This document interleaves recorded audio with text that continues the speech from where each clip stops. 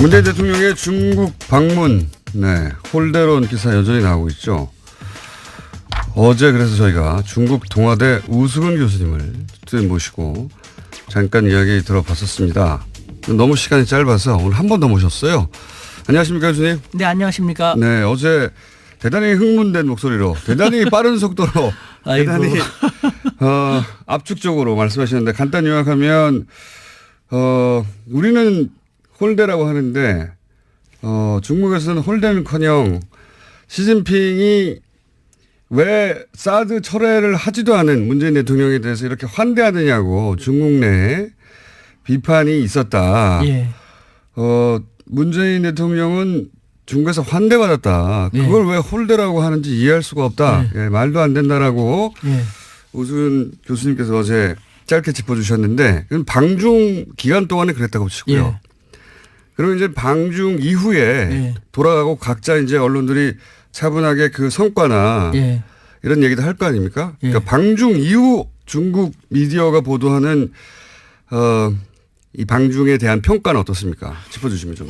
네, 지금 말씀하신 것처럼 방중 이후 중국 미디어의 방중에 대한 성과를 보면은 중국 당국의 심경을 알 수 있습니다. 중국은 사회주의 국가이기 때문에 우리처럼 좌우 미디어가 자기 멋대로 목소리를 낼 수 없거든요. 중국 당국의 목소리가 그대로 나오는 것인데 예를 들면은 중국 시나망은 18일자에서 외교부 대변인은 기자회견에서 문 대통령의 방중 기간에 양국 정상은 관계 개선을 추진했고 한반도 문제 등에 대해서 심도 있는 의견을 교환해서 상당한 공통인식을 갖게 되었다. 고 보도했습니다. 그다음에 중국의 대표적인 인민일보는 19일자에서요. 문 대통령의 수교 25주년 국빈 방문은 양국이 25년간의 우호적 발전 성과와 양국 관계를 중시함을 의미한다. 한중 관계가 계속 발전해 나가기 위해서는 수교 당시의 초심을 잃지 않았으면 좋겠다라고 보도했습니다. 뿐만 아니라 중국의 문해보라고가 있는데 문해보는 보도했고 그다음에 북경 청년보 북경에 있는 16일자 보도에서 문재인 대통령의 방중은 사드로 빚어졌던 한중 관계가 한 단계 더 새롭게 되는 계기가 되었다라고 대부분 긍정적으로 보도하고 있습니다. 네. 혹시 중국 언론도 당연히 우리도 중국 언론을 인용해서 보도하듯이 중국 언론도 우리 언론의 반응을 인용해서 보도하는 건 없습니까? 있습니다. 그중에 하나만 소개해 드린다면요. 오늘 이렇게 차분하십니까? 조금 이따 하려고 지금은. 이거는 조금 이따가. 이거는 보도를 인용하는 거니까요. 워밍업입니다. 워밍업. 예. 중국의 봉황망은요. 19일자 보도에서 우리 언론을 인용하는 가운데 문 대통령은 최근 한중 정상회담을 마치면서 그동안의 외교 공백을 잘 정리해왔다 하면서 한중 관계를 긍정적으로 평가했습니다. 뿐만 아니라 해방일보는요. 문 대통령의 방중 관련돼서 한국의 언론 매체는 비판적 보도를 했다. 각계각층 한국의 각계각층에서 방중 성과에 박수를 보낼 때 한국의 보수 언론들은 문 대통령의 방중을 평화했고 지금도 그 논조는 지속되고 있는 것이다라는 안타까운 보도를 하였습니다. 네. 우리 언론들 다 보고 있군요. 예, 이게 참 희한한 일입니다.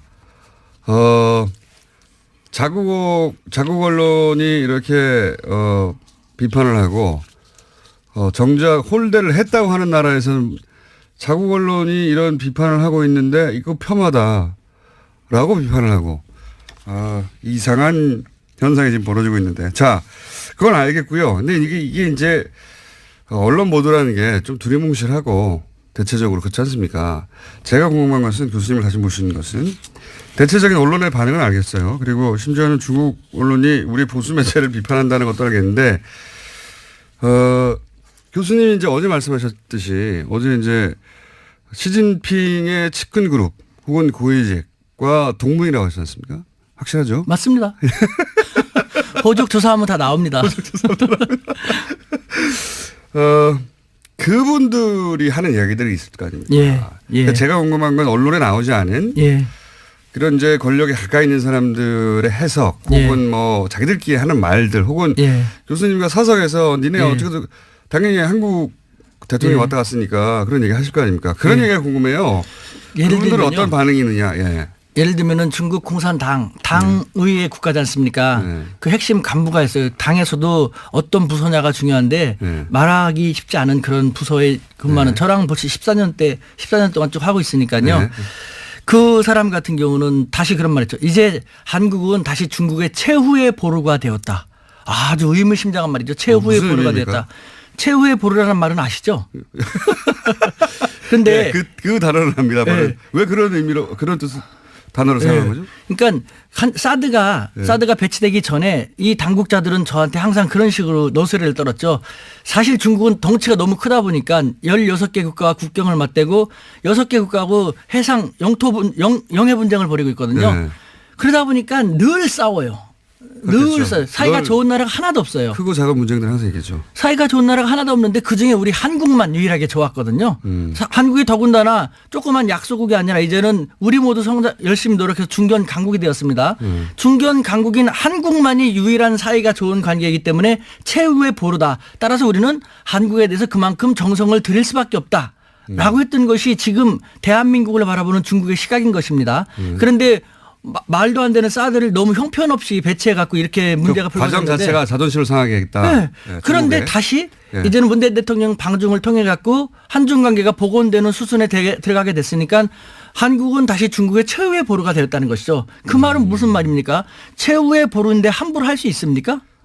함부로 할 수 없다는 것이죠. 이번 성과가 그러니까 그 이전에 한중 관계의 복원을 의미한다. 뭐 그렇죠. 잘 됐다고 평가한다는 네. 거죠. 혹시 그건 알겠고요. 그 외에 또 다른 이야기 없습니까? 있습니다. 그 어떤 중국의 얘기겠습니까? 저는 대표적인 싱크탱크의 고위 간부 같은 경우는요. 네. 예를 들면은 이 양반은 이제 미국 통으로도 중국에서 되게 유명한 분인데 네. 한국은 그 과거와 달리 중견 강국이지 않는가. 그래서 우리 중국도 그렇고 미국도 한국을 함부로 할 수는 없지 않는가. 한국은 그 점을 제대로 알고 활용한다면은 중견 강국으로서 미들 파워로서 한국의 역량을 더 강화시킬 수 있을 텐데라는 중국에서도 미들파워라는 표현을 써요 이제. 중견 강국이라는 말 쓰는데 네. 여기서 이 두 사람이 최후의 보루라든가 중견 강국으로서의 위상을 잘 활용할 수 있을 텐데라는 말을 우리는 잘 파악할 필요가 있습니다. 우리 매스컴이요. 이와 같은 것 국제사회에서 바라보는 우리 모습을 잘 전달하면서 우리 국민들이 우리 정부가 미들파워로서 어떻게 활용해 나가면 살아나가면 좋을지를 알려주지 않고 해서는 안 될 것만 하니까 문제인데요. 저는 사실 국내 문제 잘 모릅니다. 죄송하지만 저는 95년에 한국 나가서 어떻게 하다 보니까 일본, 미국, 중국 유학을 다 갖고 2004년부터 3년부터 중국 대학에 있거든요. 네. 그렇다고 제가 잘 사는 집이 아니라 인천의 가난한 노동자의 자식인데요. 출마하시는 것도 아니고 갑자기. 쌍코피 흘리면서 이렇게 살았는데 그래서 저는 국내는 모르지만 국제는 벌써 쭉 알고 있죠. 지금 상하이에 있는 우리 대학에서도 외국 학생들을 중심으로 제가 쭉 가르치거든요. 네. 150여 개국에서는 5천여 명. 늘 국제사회에서 우리 한국과 한반도를 그 국제사회에서 어떻게 바라보는 걸 알 수 있는데 피부 느끼고 계신데. 여기서 네. 제가 느끼는 것은요. 네. 한국 사회에서는 제가 가장 싫어하는 말. 우리를 갖다 툭 하면은 고래 싸움에 새우등 터진다. 샌드위치 외교라고 하지 않습니까? 네. 우리는 과거 20세기 6.25 그 약소국가가 더 이상 아니라는 것이죠. 교수님이 느끼기에는 제가 피부로 느끼는 것이 그거예요. 중국에서도 느끼는 게 네. 그런 거예요. 네. 그러니까 최후의 보루란 말이 무엇입니까? 최후의 보루니까 그만큼 소중히 하고 눈치를 봐야 한다는 것이거든요. 서로. 네. 실제로 네. 우리는 중국에 대해서 중국이 우리보다 덩치가 크고 인구가 많다고 해서 되게 두려워하는데 네. 바보 같은 거예요. 덩치가 크고 인구가 많고 그러다 보니까 통치하기가 쉽지 않으니까 허점이 많거든요. 네. 그러니까 중국은 조금이라도 자기들하고 우호적인 나라를 만들 수밖에 없는 거예요. 근데 우리 진짜 구로동 공돌이 공순이라는 엄청난 힘든 시기를 거쳤고 우리 모두 열심히 노력해갖고 중견국 됐지 않습니까? 그럼에도 불구하고 우리를 왜 아직도 자기 비하합니까? 우리는 고래싸움의 새우등이 아니라 몰라. 우리는 이제 중견 강국이기 때문에요. 중국 가격이다. 우리는 이제는 중견 강국을 외교를 해야 돼. 저는 이런 말 하면 이렇게 억울해 막 눈물 날라고 해요. 억울하시다. 우리는 약소국이 아니라 중견국으로서 스마트한 돌고래 외교를 해갖고요. 돌고래도 오늘 지환 G2도 우리가 잘 리드하면서 활용하면서 네. 적어도 한반도 문제만큼은 우리가 돌고래는 뭡니까 교수님? 돌고래는. 한번 들어보십시오. 네. 얼마나 오랫동안 고민했으면 이런 말 했겠습니까? 네. 우리는 지한 미국이나 G2 중국과 같은 덩치는 안 됩니다만 네. 우리는 이제 그런 나라들도 우리를 함부로 할 수 없는 나라로 성장했거든요. 네. 그렇더라면은 돌고래는 덩치가 작아서 고래보다는 힘이 약하지만 민첩하고 스마트하기 때문에 고래한테 잡아먹히진 않죠. 고래하고의 공생을 유도하지 않습니까? 우리가 바로 그런 돌고래 같은 역할을 할 수 있다는 것이에요. 외교도 새로운 시도를 해야 되는데 20세기 약소국 외교의 대미 외교 위주 1국 외교만 하다 보니까 이제 다변화되는 외교에서 잘 안 되고 있지 않습니까? 그러니까 우리는 지원 지도 함부로 할 수 없는 중견 각국으로 부상한 대한민국의 중견 강국 외교, 스마트한 돌고래 외교를 해야지. 알겠습니다. 예. 또 이렇게 흥분하기 시작해요. 숨 좀 쉬시고. 예. 처음 들어보는 단어인데 돌고래 외교. 근데 이제 최근에 이 미들 파워라는 외신의 용어들이 등장하기 시작했어요. 실제 아시아타임스인가요? 거기서 메코이던가요? 그 기자가 미들 파워로 한국이 그 전환하고 있다. 그 방향으로 진화하고 있다. 근데 지금 이제 교수님 열받으신 건 이 중국 홀덴이 이게 다 이제 소위 약소국이 당하는 거 아니냐. 자기 비하예요. 예. 자기 열등의식이에요. 지나친 컴플렉스. 그러니까 매스컴들이 몰라서 아십니까? 저는 아까도 말씀드린 95년부터 밖에 나가서 쭉 살았지 않습니까? 알겠습니다. 그럼 거기서 느끼는 것은요. 네. 국제관계에 있어서 예. 치명적으로 우리 국민들을 우롱하고 우리 국민들을 잘못 이끌고 있는 것. 저는 벌떼 민족주의라는 표현을 썼는데 10년 전부터 예. 벌떼 여왕벌을 잘 만나서 좋은 방향을 이뤄내면 좋은 결과를 나타내지만 잘못된 여왕벌을 만나고 잘못된 방향은 다 죽지 않습니까? 우리는 4대 강국 틈바구니에 끼어있는 가장 작은 나라이기 때문에 단결력이 강하거든요. 그런데 이 단결력이 강한 우리 한민족을 잘못된 지도자라든가 이상한 매스컴들이 잘못 이끌고 나가면 우리가 다 힘들어지게 되는 거예요. 이게 바로 마찬가지지 않습니까? 최근에 이 중국의 그 그러니까 방중 외교가 홀대를 당하고 있다. 문재인 대통령이 홀대를 당하고 있다고 하는 것도 그 관점에서 사실이 아닌데 또 이런 식으로 반응하는구나 하고 화가 나셔서 지금 흥분하신 거죠? 매스컴이 가장 문제예요. 이거는 보십시오. 제가 이제 강연 같은 걸 많이 나가는데 제 강연을 1시간이나 1시간 반 정도 들으면 딱 알아요. 저는 차이나 현상이란 말을 벌써 오랫동안 썼는데 무슨 말인지 아십니까? 차이나 현상이? 차이나 현상은 중국 관련된 현상이겠죠. 예. 어떤 거냐면요. 똑같은 저도 뭐 공장장님도 똑같은 한국인입니다. 네. 그런데 중국이라는 동일한 객체에 대해서 한국에서 한국 매스컴을 통해서 파악하는 중국에 대한 인식과 저처럼 한국인이 중국에서 직접 생활하면서 느끼는 중국에 대한 인식상의 차이에 엄청난 차이가 난다 해서 그렇죠. 차이나 현상이에요. 엄청난 차이 나겠죠. 우리 매스컴은 중국에 대해서 부정적인 것만 많이 하지 않습니까? 비판적인 거. 가장 큰 오해가 뭡니까? 가장 큰 차이가. 중국은 지저분하다, 뭐 사람들 무질서하다, 뭐 불량식품 많다. 그거 맞거든요. 저는 그거 더 잘 알아요. 저는 현장에 사니까 더 잘 알지 않습니까? 맞거든요. 그런데 더 중요한 것은 총수님도 단점, 장점 있지 않습니까? 네. 저도 단점만 있는 게 아니거든요. 네. 왜 한쪽만 부정적인 것만 보여줌으로써 손가락질만 합니까? 그러면서 우리가 좋은 관계 됩니까? 사실은요. 이런 말하면 중국을 피하는 것 같지만 저는 그렇게 대한민국 사람으로서 중국이 아직 불량식품 많고 짝퉁 만들어내고 부정적인 측면이 많으니까 우리로서는 다행인 거거든요. 불량식품 짝퉁을 중국 사람들도 중국 기업 중국 제품 안 믿고 안 사게 돼요. 그러니까 외제를 쓰는데 미국과 일제는 싫고 더 이상. 그러니까 이제 한국 기업, 한국 문화를 찾을 수밖에 없는 거거든요. 너무 아니 저는 이제 정말 그렇게 느껴요. 있는 그대로 말씀하셔서 중국 가서 다시 교수 생활 하시겠어요? 저는 대한민국 사람인데요. 어차피 중국인들하고 얘기하면서 서로 국익을 위해서 디베이트하고 하는 것인데요, 뭐. 알겠습니다. 주제가 홀대 맞느냐 아니냐에서 굉장히 많이 진도가 나갔는데 앞으로 그 주제는 또 한번 마련해 볼게요. 1분밖에 안 남아가지고 오늘 마무리를 지어야 될 것 같은데 여하간 언론 매체도 그렇지만 근데 언론 매체만으로는 정확하게 심증을 읽을 수 없으니까 교수님 주변에 그 중국 내 고위직이 있거나 혹은 뭐 탱크탱크에 있거나 혹은 시진핑 측근 그룹에 속하는 분들 대학 동문들한테 얘기를 들어보면 요 외교를 통해서 한중 관계를 다시 복원하고 잘 지냈으면 하는 마음이 중국에 있다는 거죠. 한마디로 얘기한다면요. 예. 중국 당국자들은 한국에 대해서 한자성어로 얘기한다면 노심초사. 항상 노심초사입니다. 아유 쟤네들이 또 미국 쪽으로 더 많이 가면 안 되는데 어떻게 하면 쟤네들을 끌어들일까라는. 왜 노심초사합니까? 조금 하고 보잘것없다면 그런 생각 안 하죠. 눈치 보지 않습니까? 사드 제대치도 한 번에 쫙 너네랑 끝나도 좋아하지 않고 찔끔 부렸다가 눈치 보고 찔끔 부렸다가 눈치 보고 하지 않습니까? 왜 그럽니까? 확 버릴 수 없거든요. 확 가면 자기들한테 불리하니까. 이런 국제사회 중국이나 미국이 우리를 어떻게 바라보는지를 우리 매스컴들은 정확히 보도해갖고 우리 사회가 21세기 중견 강국으로서의 위상을 그대로 잘 활용할 수 있는 계기가 되었으면 좋겠다라는 마지막 당부의 말씀 드립니다. 오늘 흥분 안 하려고 했는데 자꾸 유도하시니까. 선생님, 이 주제는 오늘 여기까지 하고요. 예, 다른 주제, 우리가 중국에 대해서 잘못 알고 있는 거. 예, 이런 주제로 그래요. 다시 한번 예. 시간을 곧 마련하도록 하겠습니다. 몸이 떨립니다. 오늘 이렇게 안 하려고 우리 애가 신신당부했는데. 자, 여기까지 하겠습니다. 지금 중국 동아대 우수근 교수님이었습니다. 감사합니다. 네, 감사합니다. 성과나 예. 이런 얘기도 할 거 아닙니까? 예. 그러니까 방중 이후 중국 미디어가 보도하는 이 방중에 대한 평가는 어떻습니까? 짚어주시면 좀. 네, 지금 말씀하신 것처럼 방중 이후 중국 미디어의 방중에 대한 성과를 보면은 중국 당국의 심경을 알 수 있습니다. 중국은 사회주의 국가이기 때문에 우리처럼 좌우 미디어가 자기 멋대로 목소리를 낼 수 없거든요. 네. 중국 당국의 목소리가 그대로 나오는 것인데 예를 들면은 중국 신화망은 18일자에서 외교부 대변인은 기자회견에서 문 대통령의 방중 기간에 양국 정상은 관계 개선을 추진했고 한반도 문제 등에 대해서 심도 있는 의견을 교환해서 상당한 공통 인식을 갖게 되었다. 고 보도했습니다. 그다음에 중국의 대표적인 인민일보는 19일자에서요.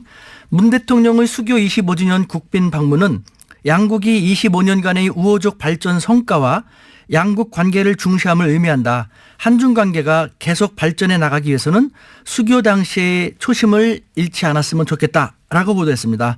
뿐만 아니라 중국의 문해보라고 문재인 대통령의 중국 방문, 네, 홀대론 기사 여전히 나오고 있죠. 어제 그래서 저희가 중국 동아대 우수근 교수님을 모시고 잠깐 이야기 들어봤었습니다. 너무 시간이 짧아서 오늘 한 번 더 모셨어요. 안녕하십니까 교수님? 네, 안녕하십니까? 네, 어제 대단히 흥분된 목소리로 대단히 빠른 속도로 대단히 압축적으로 말씀하셨는데 간단히 요약하면 우리는 홀대라고 하는데 중국에서는 홀대는커녕 시진핑이 왜 사드 철회를 하지도 않은 문재인 대통령에 대해서 이렇게 환대하느냐고 중국 내에 비판이 있었다. 예. 문재인 대통령은 중국에서 환대받았다. 예. 그걸 왜 홀대라고 하는지 이해할 수가 없다. 예, 말도 안 된다라고 예. 우수근 교수님께서 어제 짧게 짚어주셨는데 방중 기간 동안에 그랬다고 치고요. 예. 그리고 이제 방중 이후에 예. 돌아가고 각자 이제 언론들이 차분하게 보수 언론들은 문 대통령의 방중을 폄하했고 지금도 그 논조는 지속되고 있는 것이다라는 안타까운 보도를 하였습니다. 네. 아, 우리 언론들 다 보고 있군요. 예. 이게 참 희한한 일입니다. 자국 언론이 이렇게 비판을 하고 정작 홀대를 했다고 하는 나라에서는 자국 언론이 이런 비판을 하고 있는데 이거 폄하다라고 비판을 하고 이상한 현상이 지금 벌어지고 있는데 자 그건 알겠고요. 근데 이게 이제 언론 보도라는 게 좀 두리뭉실하고 대체적으로 그렇지 않습니까? 제가 궁금한 것은 교수님을 다시 모시는 것은 대체적인 언론의 반응은 알겠어요. 그리고 심지어는 중국 언론이 우리 보수 매체를 비판한다는 것도 알겠는데 교수님이 이제 어제 말씀하셨듯이 어제 이제 시진핑의 측근 그룹 혹은 고위직과 동문이라고 하지 않습니까? 확실하죠? 맞습니다. 호적 조사하면 다 나옵니다. 그분들이 하는 이야기들이 있을 거 아닙니까? 예, 예. 그러니까 제가 궁금한 건 언론에 나오지 않은 예. 그런 이제 권력에 가까이 있는 사람들의 해석 혹은 예. 뭐 자기들끼리 하는 말들 혹은 예. 교수님과 사석에서 니네 예. 어떻게 당연히 한국 대통령이 예. 왔다 갔으니까 그런 얘기 하실 거 아닙니까? 그런 예. 얘기가 궁금해요. 예를 그분들은 들면요. 어떤 반응이 있느냐. 예. 예를 들면은 중국 공산당 당의회 국가지 않습니까? 네. 그 핵심 간부가 있어요. 당에서도 어떤 부서냐가 중요한데 네. 말하기 쉽지 않은 그런 부서에 근무하는 저랑 벌써 14년 동안 쭉 하고 있으니까요. 네. 그 사람 같은 경우는 다시 그런 말 했죠. 이제 한국은 다시 중국의 최후의 보루가 되었다. 아주 의미심장한 말이죠. 최후의 무슨 보루가 의미입니까? 되었다. 최후의 보루라는 말은 아시죠? 그런데 네, 그 단어는 합니다. 네. 왜 그런 의미로 그런 뜻 단어를 사용한 거죠? 그러니까 사드가 배치되기 전에 이 당국자들은 저한테 항상 그런 식으로 노래를 떨었죠. 사실 중국은 덩치가 너무 크다 보니까 16개 국가와 국경을 맞대고 6개 국가하고 해상 영토가 있는데 문해보는 보도했고 그다음에 북경 청년보 북경에 있는 16일자 보도에서 문재인 대통령의 방중은 사드로 빚어졌던 한중 관계가 한 단계 더 새롭게 되는 계기가 되었다라고 대부분 긍정적으로 보도하고 있습니다. 네. 혹시 이제 중국 언론도 당연히 우리도 중국 언론을 인용해서 보도하듯이 중국 언론도 우리 언론의 반응을 인용해서 보도하는 건 없습니까? 있습니다. 그중에 하나만 소개해드린다면요. 오늘 이렇게 차분하십니까? 조금 이따 하려고 지금은. 이거는 조금 이따가. 이거는 보도를 인용하는 거니까요. 워밍업입니다. 워밍업. 예. 중국의 봉황망은요. 19일자 보도에서 우리 언론을 인용하는 가운데 네. 문 대통령은 최근 한중 정상회담을 마치면서 예. 그동안의 외교 공백을 잘 정리해왔다 예. 하면서 한중 관계를 긍정적으로 평가했습니다. 네. 뿐만 아니라 그 해방일보는요. 문 대통령의 방중 관련돼서 한국의 언론 매체는 비판적 보도를 했다. 각계각층 한국의 각계각층에서 방중 성과에 박수를 보낼 때 한국의